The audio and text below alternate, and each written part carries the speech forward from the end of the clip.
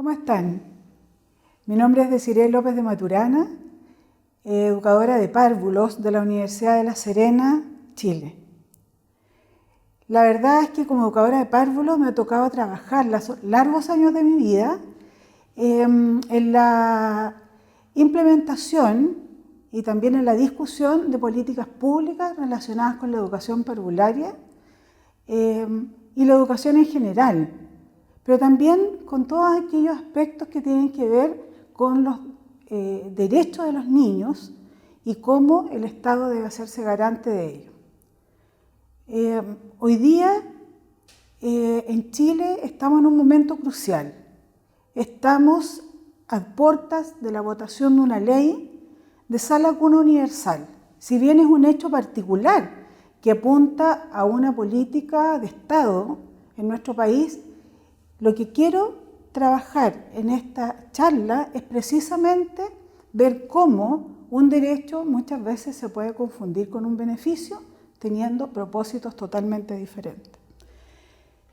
Hoy día en la prensa encontramos muchas noticias, en la prensa escrita, en televisión, muchos anuncios sobre esta ley y sobre todo el reclamo del presidente, de los ministros, para que esta ley se apruebe en el Congreso, la ley de sala cuna universal. Los ministros que acompañan al presidente, el ministro y la ministra que acompañan al presidente, es la ministra del Ministerio de la Mujer y Equidad de Género y el ministro del Trabajo. Aparece muy ausente el Ministerio de Educación, aparece ausente también aquellas voces que se han levantado de organismos que tienen que ver con los derechos de los niños y que sencillamente no están tomados en cuenta a la hora de implementar esta ley o de votar este proyecto de ley en el Parlamento. Suena extraño que no estén estos personajes que debieran estar presentes, toda vez que cuando se habla de sala cuna universal estamos hablando de un nivel educativo.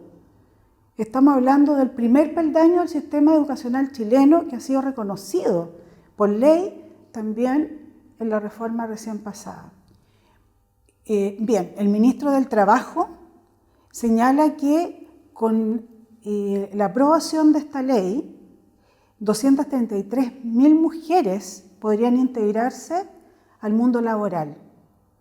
Es una necesidad hoy día y lo sabemos. ¿Pero por qué? Si ya lleva más de un año esta ley en el Congreso, ha sido tan difícil su aprobación.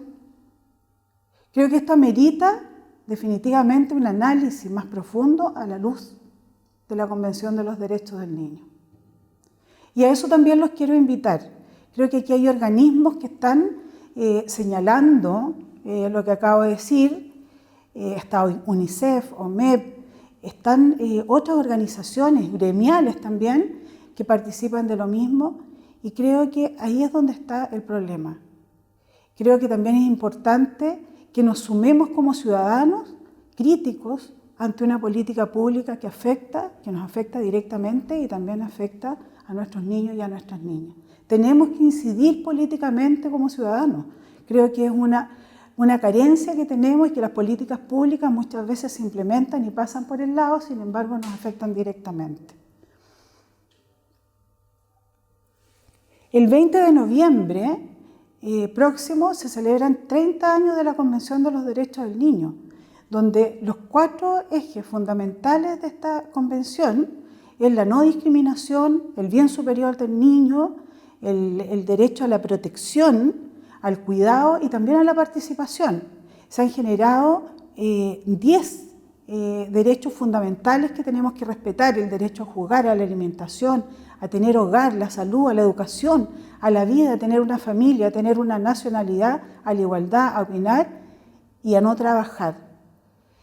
Y en este sentido tenemos que entender que el derecho son aquellas facultades exigibles, como bien dice la lámina, ¿cierto?, ante el Estado en y para su cumplimiento. Esto lo señala el mismo ordenamiento jurídico de la Convención. es un derecho inalienable, por lo tanto, cumplible y exigible al Estado. En este sentido, quiero decir que el derecho a la educación es uno de los más sinérgicos. Una educación oportuna, pertinente y de calidad corta el círculo de la pobreza y amplía las propias expectativas de desarrollo de las personas.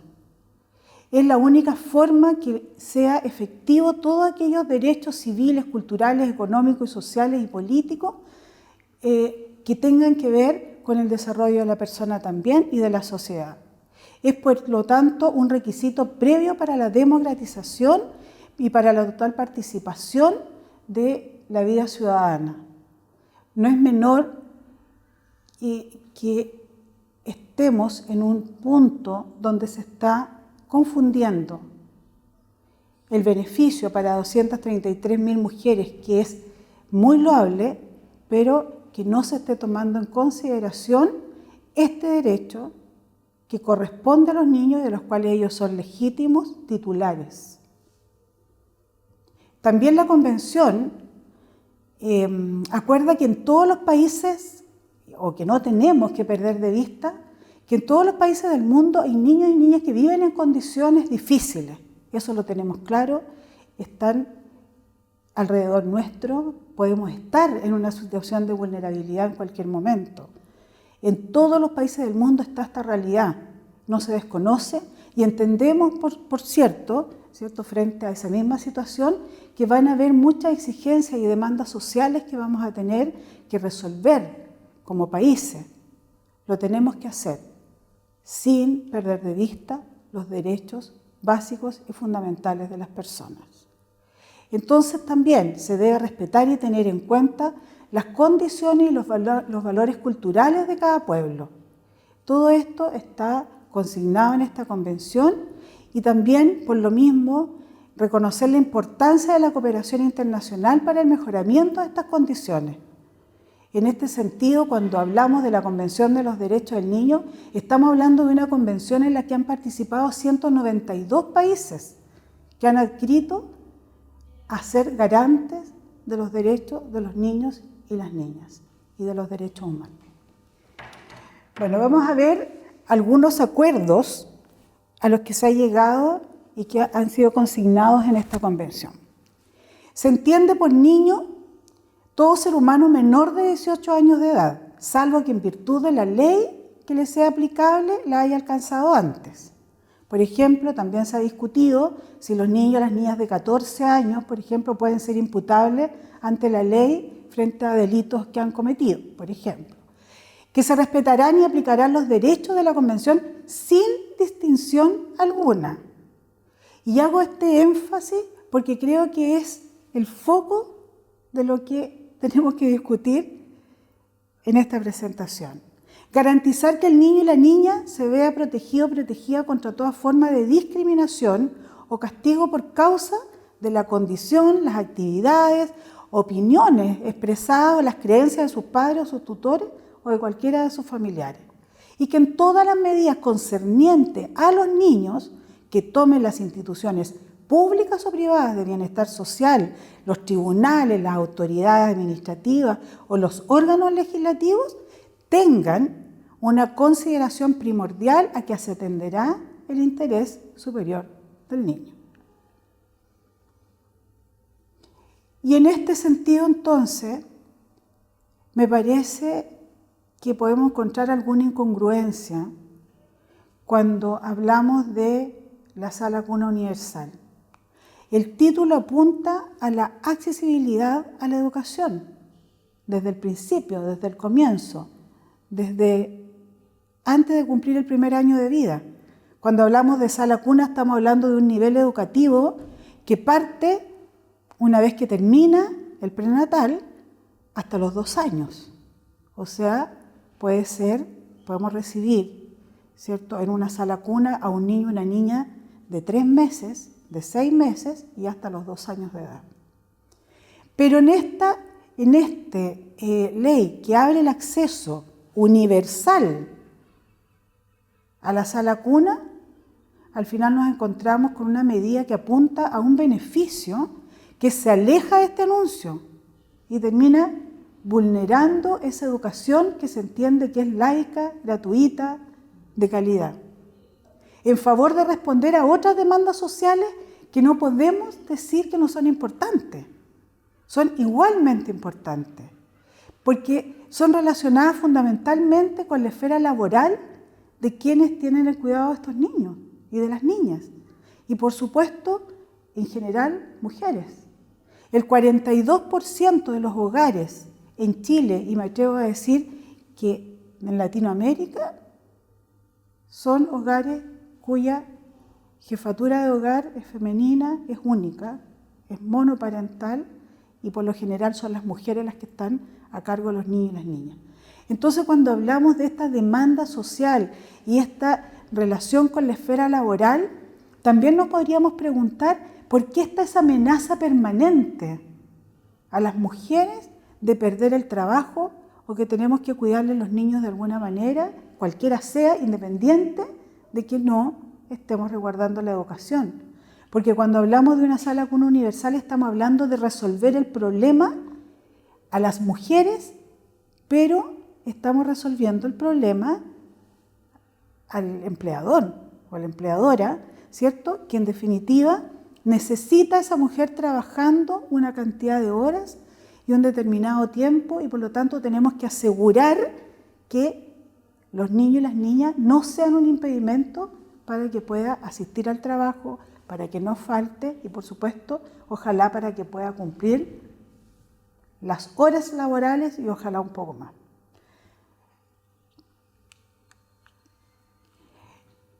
En América Latina se desarrollan distintos programas de atención y educación para la primera infancia. Que en Chile hayamos logrado desde el año 70 lograr tener una institución especializada en educación parvularia ha sido de verdad una política muy pionera. Todavía se discute en América Latina cómo se resuelve la atención y la educación. Pareciera ser que la atención es urgente, por lo tanto la educación puede esperar. Creo que si la educación es un derecho de los niños y las niñas, no debe esperar.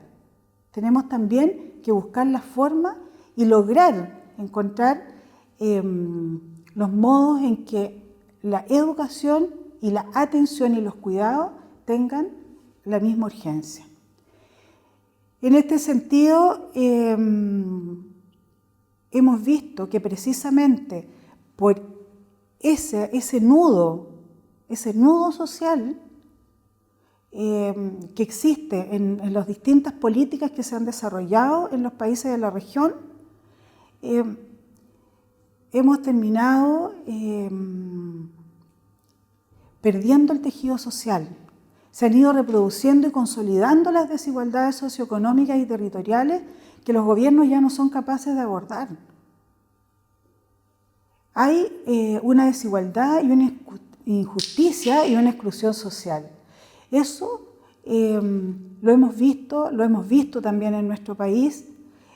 Sabemos que el lucro en la educación, sabemos que la estratificación que se hace con los copagos en los colegios ha terminado por reproducir una desigualdad socioeconómica y territorial y que definitivamente los gobiernos ya no son capaces de abordar, como decía. El llamado de atención entonces es a generar alternativas viables, sostenibles, suficientes y oportunas para alcanzar las metas previstas en lo educativo y en especial con la infancia. Aquí estamos frente a una situación que puede ser una vulneración a ese derecho de los niños y las niñas a la educación.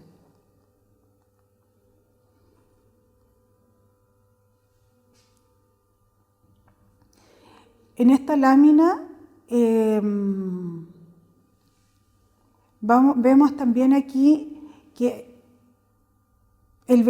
cuando hablamos del beneficio de las madres a contar con una sala cuna para sus hijos, atenta, como decía, atenta contra ese propio derecho de los niños y también puede generar la precarización del trabajo.